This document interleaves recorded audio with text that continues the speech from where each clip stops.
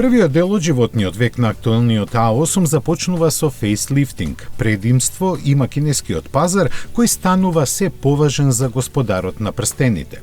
Тоа го потврдува статистиката која забележи дека дури 60% од продажбата на А8 се одвива таму.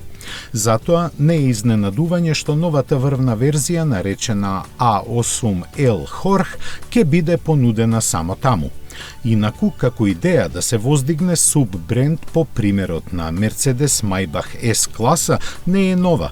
Секогаш имаше независни предлози за дизајн, па дури и кога се развиваше првото Audi A8, беше предложено врвната верзија со моторот W12 да го понесе името Хорх.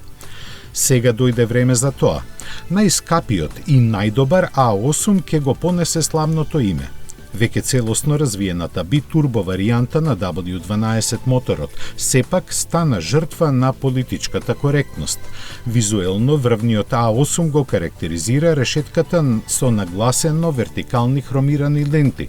Ознаката L укажува дека неговото тело е продолжено за 13 см, панорамскиот покрив е поголем, има посебни бандажи и повеќе хромирани површини. Задното десно седиште, вели Ауди, не треба да го надмине ниту еден конкурент. Под ревизија се подвргнати и пообичните варијанти на A8. Технички белег се LED матричните фарови, од кои секој работи со 1,3 милиони микроогледала.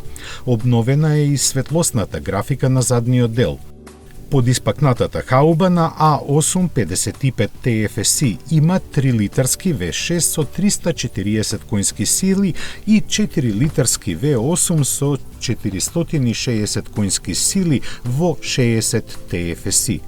Следува економичен и чист 3-литарски V6 TDI, како и плагин хибрид кој нуди придобивки за економичноста на горивото, особено во сообраќајот на кратки релации. Споменатиот W12 нема да биде оживеан за Хорх. Исто така, повеќе нема да има S8 Plus верзија со зголемена максимална брзина.